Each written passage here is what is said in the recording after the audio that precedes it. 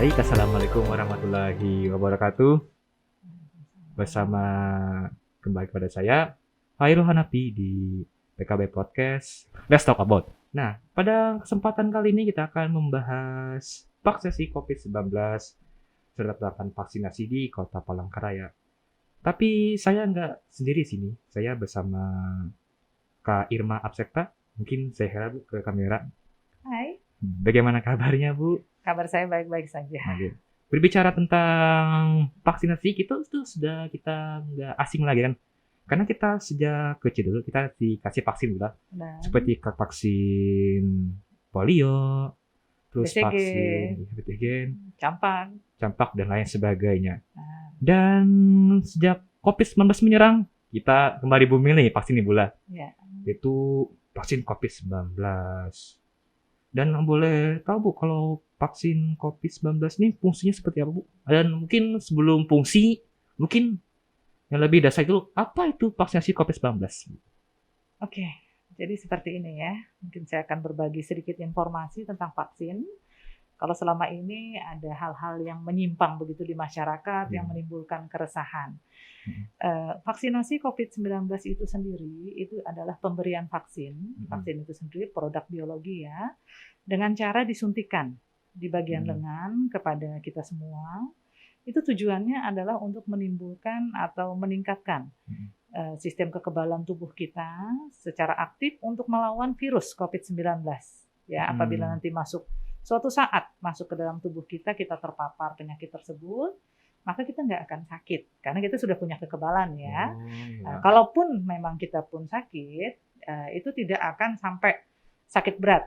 Sakitnya cuma ringan dan kita tidak menjadi sumber penularan. Mungkin orang beberapa di mana sekarang Bu ya, mungkin takut sih. Kenapa orang jadi kebanyakan takut divaksin Bu?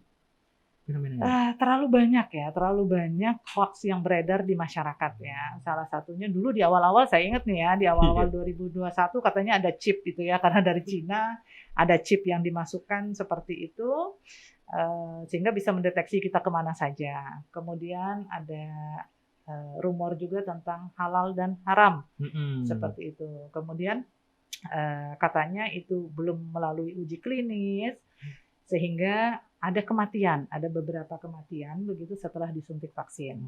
Hal-hal itulah yang membuat masyarakat resah, ya. Karena itu kita berusaha mengedukasi sepanjang waktu. Dan alhamdulillah sampai sekarang cakupan kita sudah lumayan bagus. Berbicara tentang cakupan nih Bu, ini kalau kita di khusus Kota Palangkaraya nih Bu, berapa sih capaian vaksinasi yang sudah diberikan kepada masyarakat di Kota Palangkaraya? Sudah berapa? Oke, saya mendapatkan untuk Kota Palangkaraya sendiri, saya mendapatkan target dari pemerintah pusat itu 223.417 jiwa, di mana sampai dengan tanggal 17 kemarin, tim dari Dinas Kesehatan maupun Satgas, teman-teman TNI, karena ini bukan kerja sendiri lah ya, ini kan kerja keroyokan seperti itu, teman Polri juga, ya kita tuh sudah mencapai untuk dosis satunya kita sudah mencapai 116% dari target yang ditetapkan. Jadi lebih ya, kita lebih.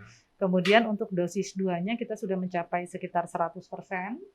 Untuk dosis 3 sendiri yang kita kenal dengan booster itu kita sekitar 31%. Cukup lumayan cepat juga Bu ya? Lumayan. Jadi mungkin apa sih yang menyebabkan masyarakat di Kota Palangkaraya ini juga berbondong-bondong? Kita tarik ya di daerah lain kan mungkin lambat banget, bahkan ada yang menghindar, bahkan memboikot Bu. Mungkin apa sih faktornya yang menyebabkan hal tersebut? Yang mendukung seperti itu. Yang mendukung lah, bukan menjawab. Ya, mendukung sih. Emang di awal-awal tahun 2021 juga kami mengalami sedikit kendala seperti itu ya. Di mana teman-teman nakes itu mereka capaian setiap harinya sedikit. Kemudian pada saat itu sempat Wali Kota Palangkaraya mengeluarkan sebuah kebijakan di mana apabila tidak melakukan vaksinasi seperti itu, maka masyarakat terkendala dalam pengurusan KTP administrasi ya, di Dukcapil, untuk persyaratan anak masuk sekolah, ya pengurusan di mana-mana lah, PTSP, seperti itu bayar pajak ya. Sehingga akhirnya masyarakat berbondong-bondong karena itu merupakan persyaratan. Ya, karena itu dijadikan regulasi, mereka berbondong-bondong dan alhamdulillah memang kita capaiannya lumayan bagus. Ya, walaupun agak sedikit mungkin ada yang mengatakan bahwa info di luar sih Bu, ini pelanggaran hak asasi manusia, bahwa kan kalau kita mendapatkan akses itu kan merupakan hak asasi Bu ya, kalau misalnya kan.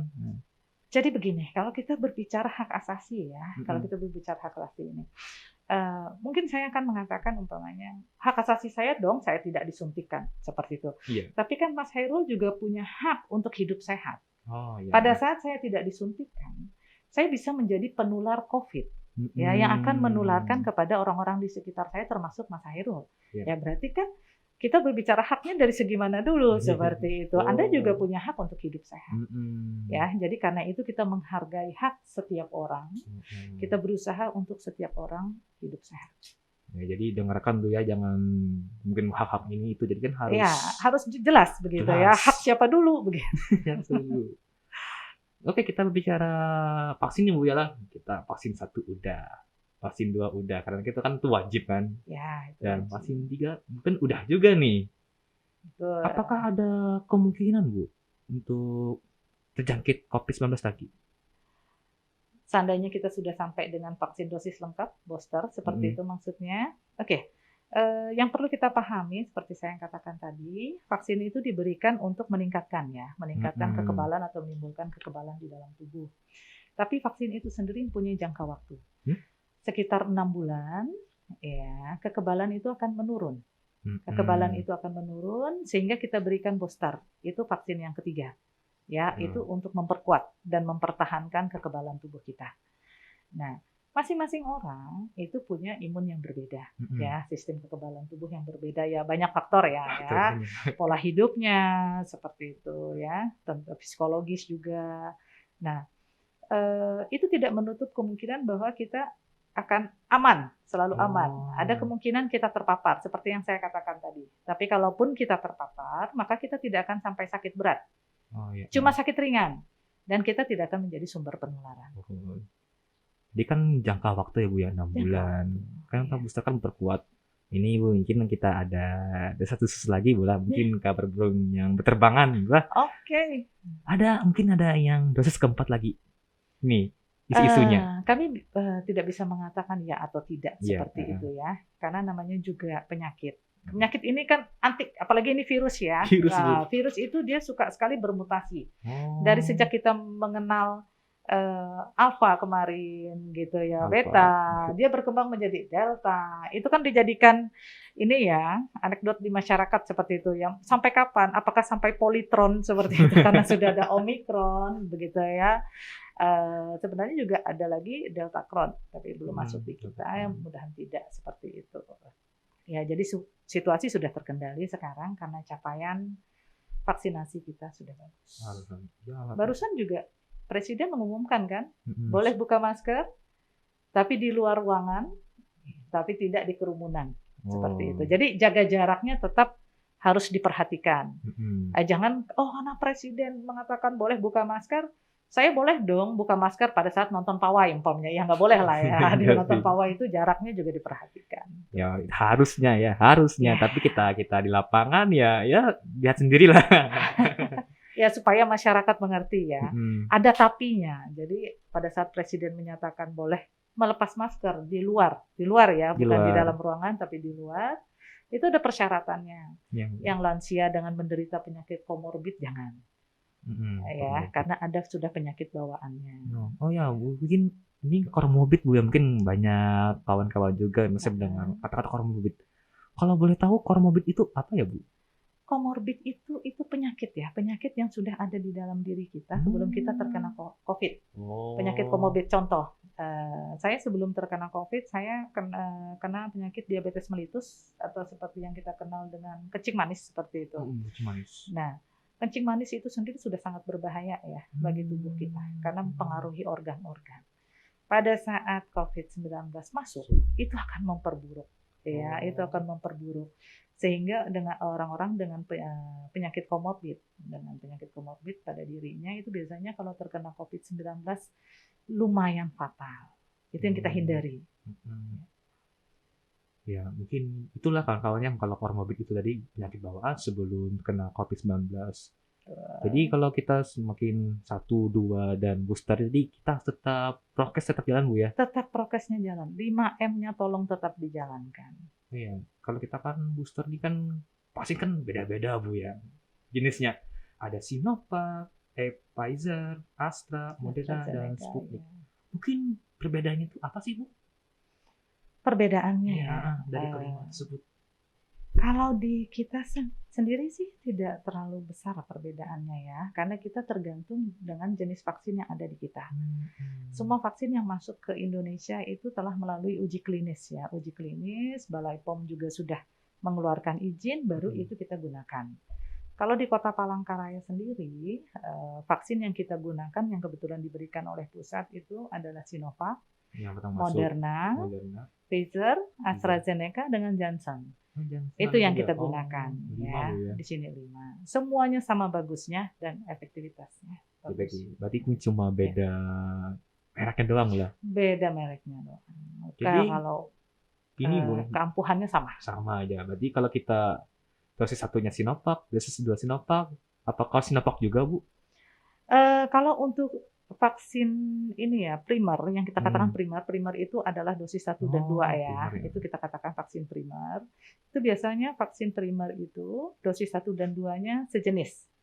Vaksinnya sejenis, kecuali kalau dia DO, drop out gitu ya. Karena begini, untuk dosis 1 dan dosis 2 ada jarak waktu ya, jarak waktu penyuntikan. Umpamanya seperti Sinovac, dosis 1 pada saat disuntikan, dosis 2-nya 28 hari kemudian. Pada saat ini terlewati, maka dosis 2-nya bisa menggunakan vaksin jenis lain yang tersedia pada saat itu. Ya, asal DO-nya kurang dari 6 bulan. Tapi kalau sudah lebih daripada 6 bulan, maka harus diulang lagi dari dosis 1. Ya, tidak bisa langsung lanjut ke dosis 2. Mungkin ada syaratnya nggak Bu? Mungkin mau tahu ini apa kita sudah lewat atau belum nih Bu? Sudah 6 bulan. Biasanya masing-masing orang kan diberikan catatan tuh. Ya, pada saat vaksin biasanya kalau kita pulang dari vaksin nih, Masnya udah vaksin Bu? Alhamdulillah sudah. Ya, biasanya kalau pulang itu kan dibekali dengan kartu vaksin tuh. Iya. Nanti kan sudah dituliskan di sana kapan datang kembali untuk dosis 2-nya. Catatannya hilang Bu, gimana nih Bu? Kalau catatannya hilang bisa dicek di Peduli Lindungi. Ya, saya tanggal berapa dan kapan saya harus kembali seperti itu. Ya, karena di Peduli Lindungi sekarang pun seperti halnya booster ya. Seandainya semua orang membuka Peduli Lindungi, mereka bisa melihat. Untuk orang-orang yang sudah dosis 2-nya minimal 3 bulan yang lalu, seperti itu biasanya sudah muncul etiket di Peduli Lindungi. Etiket inilah yang bisa dibawa ke fasilitas kesehatan, ya kita tunjukkan untuk mendapatkan booster. Itu gratis nggak sih Bu?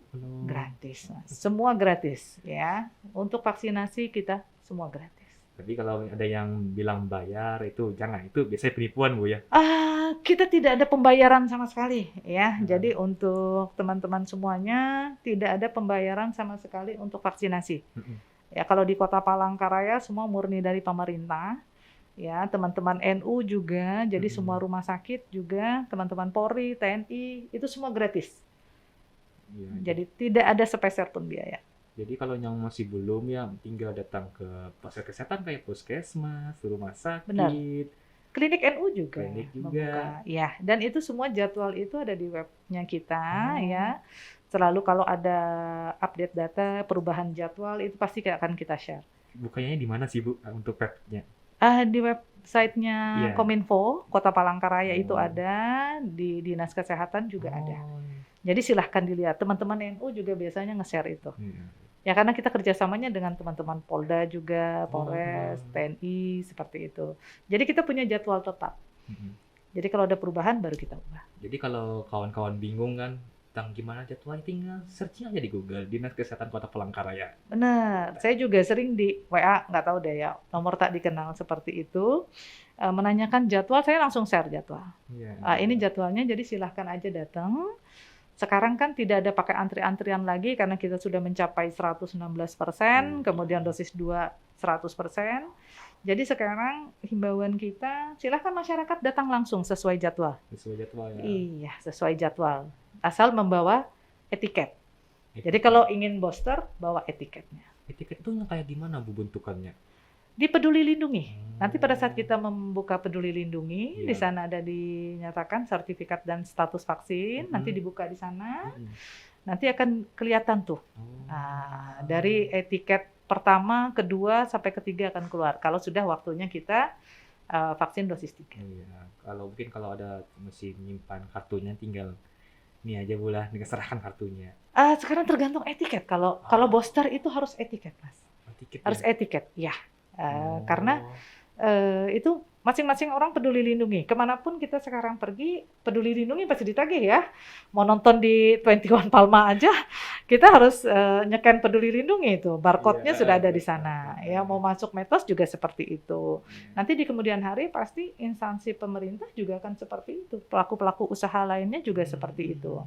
Nah, jadi masing-masing orang memang diharapkan untuk sudah memiliki peduli lindungi. Jadi banyak fungsi Bu kalau peduli lindungi Bu ya. Banyak banget fungsinya. Kalau itu apa sih fungsinya Bu? Kalau peduli lindungi tersebut fungsinya ini aja. Fungsinya ya, di sana kita bisa melihat status vaksin kita. Status Itu vaksin. kebaca langsung dengan pada saat kita bepergian ya. Kemudian kita juga bisa melihat di sana fasilitas-fasilitas pelayanan terdekat ya. Kalau kita memerlukan pertolongan seperti itu masalah COVID-19. Di sana juga untuk perjalanan, yaitu memastikan kita baik-baik saja seperti itu. Jadi untuk mantau Bu, lebih tepatnya Bu ya, memantau sebenarnya lagi. Untuk memantau ya, jadi dengan di scan aja sudah tahu nih gitu orang ini sehat apa enggak. Karena kalau umpamanya kayak saya aja, saya pernah terjangkit ya. Saya pernah terjangkit COVID-19 seperti itu. Selama 10 hari itu peduli lindungi saya hitam. Hitam. Jadi statusnya hitam. Kalau baik-baik saja hijau begitu. Baru tahu saya kalau kita sudah terkena itu, sedang terkena bukan sudah ya, sedang terkena. Sedang terkena itu langsung hitam. Langsung hitam. Iya, begitu data kita masuk ke dalam sistem di pusat maka kita akan terlihat hitam. Itulah fungsinya peduli lindungi. Jadi bukan sekedar scan enggak, jadi ada yang diawasi juga Bu ya. Benar. Jadi pada saat Anda nyeken, kalau peduli lindungi Anda hitam, itu akan nolak. Langsung diusir. Iya, langsung diusir ya. Jadi jangan keluar rumah dulu. Oke, kita kan sudah vaksin nih Bu ya. Seperti kita tahu kan vaksin kan beda-beda ya Bu ya, ini reaksinya kan. Ya. Jadi mengapa sih kalau beda-beda sih untuk mungkin lebih tepat efek sampingnya Bu bagi orang?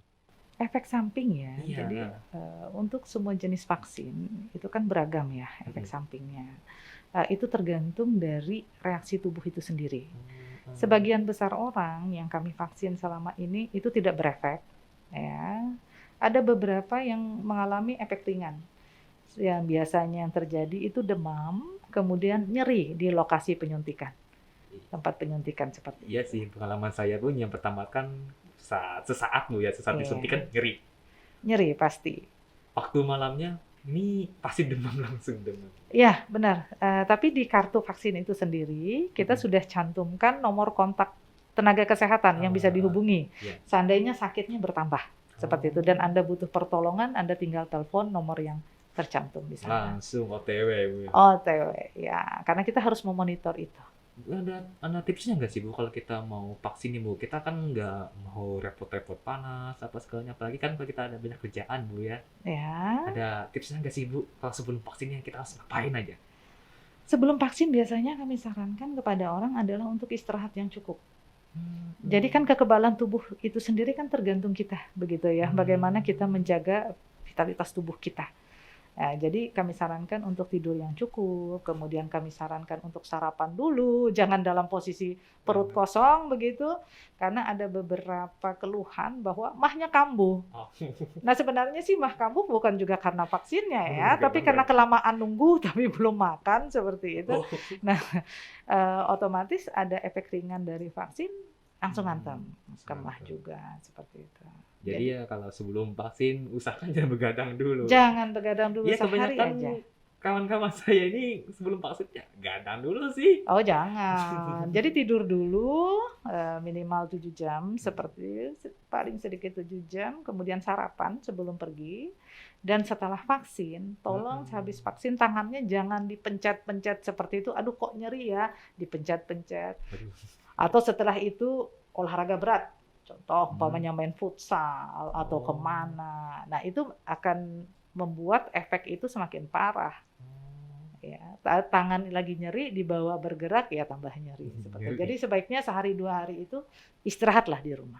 Dan juga ada obat lagi sih yang kita minum, Bu. Mungkin paracetamol. Kalau untuk orang yang kita suntikan, biasanya Uh-huh. kita tidak memberikan obat karena kan sudah saya katakan tadi, sebagian besar tidak berefek.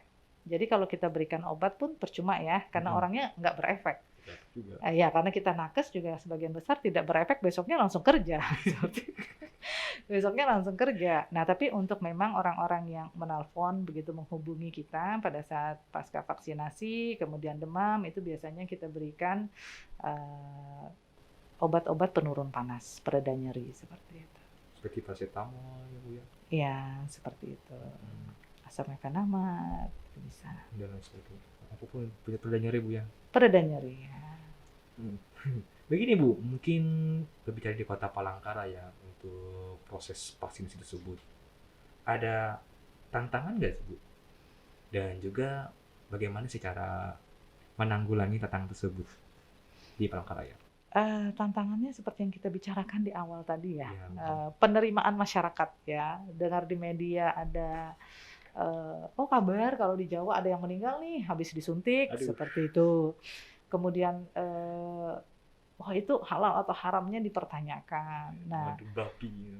betul. Kita akhirnya kerjasama ya dengan teman-teman dari MUI juga, teman-teman NU begitu. Pada intinya adalah edukasi. Jadi kita tingkat lurah, RT, RW, Pak Camat, seperti itu kita kerjasama semua, Pak Babin. Ya kita berusaha mengedukasi. Ya, alhamdulillah sampai sekarang semua berjalan dengan baik. Walaupun memang masih ada segelintir yang masih belum mau divaksin ya, belum mau divaksin. Kemudian tantangan berikutnya juga adalah jalur sungai. Jangan lupa namanya aja Kota Palangkaraya, tapi kita punya masih jalur sungai ya. Nah, jadi itu teman-teman nakes di sana, teman-teman Polri juga berjibaku ya, susur sungai. Iya, untuk penyuntikannya. Apakah mungkin ada strategi, Bu, misalnya kalau kita vaksin ini dikasih hadiah apa gimana itu bisa?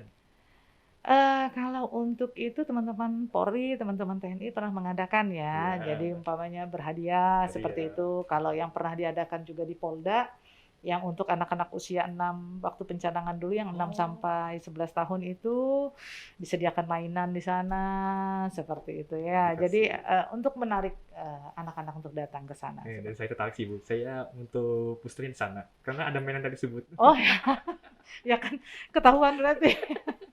Sama waktu ini ya, waktu minyak goreng langka seperti ya, itu hadiahnya seperti itu. Emang ya kalau kita ya hitung-hitung ya, vaksin berhadiah. Vaksin berhadiah. Ya, kalau kita kadang masyarakat kita tuh unik-unik, Ibu ya. Ya, karena ada hadiahnya yang dilihat hadiahnya seperti itu. Yang bodo amat loh tentang panas kah apa, tapi kan yang penting ada hadiah. Ada hadiahnya, ya, betul. Padahal yang hadiah utamanya sebenarnya kekebalan tubuhnya. Itu hadiah sampingan, hadiah hiburan mungkin. Mungkin ya memandang itunya aja sih. Iya, seperti itu. Tantangan mungkin harapannya, Bu, untuk kedepannya bagaimana? Harapan saya ke depannya, kalau untuk dosis 1 kita dan dosis kita itu sudah bagus ya. Untuk dosis 3, harapan saya itu teman-teman masyarakat semua tolong jangan takut ya. Karena jangka waktu 6 bulan itu kekebalan tubuh akan mengalami penurunan sehingga kita perlu penguatan ya dengan vaksin booster, vaksin dosis ketiga. Jadi jangan takut. Sama seperti dosis 1 dan 2 juga tidak ada efek yang berat seperti itu, sama dengan vaksin dosis 3. Buktinya kita kesehatan lah ya, kita yang sudah booster kita baik-baik saja seperti itu. Karena itu untuk kekebalan maksimal, ya kekebalan maksimal kita. Jadi umpamanya pun ada varian-varian lain, yang pasti kita sudah mendapatkan imunitas penuh seperti itu. Jadi yang pertama intinya tuh jangan takut. Jangan takut. Jangan takut, buktinya para nakes kesehatan kita dari kemarin disuntik, besoknya langsung kerja, itu sehat aja, nggak ada masalah macam-macam. Ya, yang kadang-kadang kalau kita pikirkan ya, itu orang-orang kaya.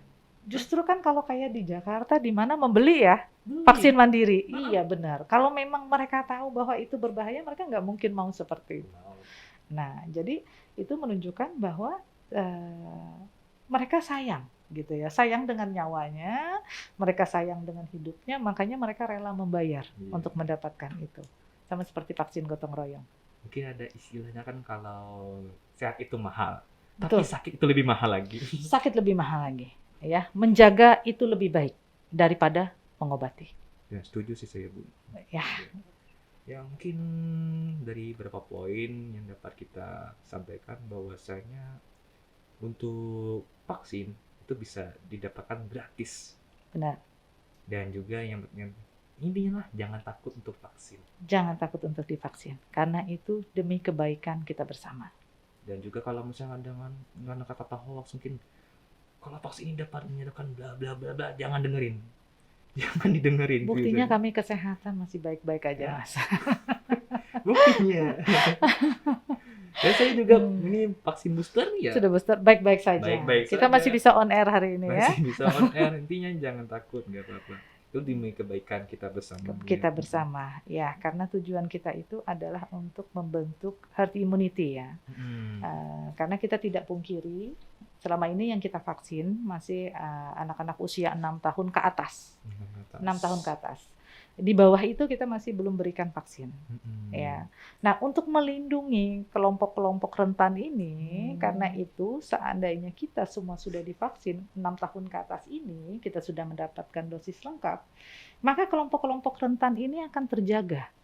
Mereka mendapatkan perlindungan dari kita, seperti itu. Jadi tambahannya kalau kita vaksin, secara tidak langsung kita melindungi. Ya, orang-orang yang punya penyakit sehingga tidak bisa divaksin, kemudian juga anak-anak kita yang karena usianya masih belum boleh mendapatkan vaksin. Kita melindungi orang-orang tersayang kita sebenarnya. Dan juga mungkin ada, sebelum kita akhiri, mungkin ada closing statement, Bu, pada kalau pemirsa sekarang, mungkin bisa ada closing statement deh. Statement ya. Bersama ini kami menghimbau untuk teman-teman rekan-rekan semuanya, jangan takut untuk vaksin, ya. Mari kita lakukan vaksin hingga dosis lengkap untuk kebaikan kita bersama. Mari berkontribusi, mari pulih bersama untuk negeri kita tercinta Indonesia. Salam sehat. Salam sehat. Ya, mungkin sampai sini saja pertemuan kita untuk kali ini. Dan sampai jumpa di podcast selanjutnya. Salam sehat. Salam.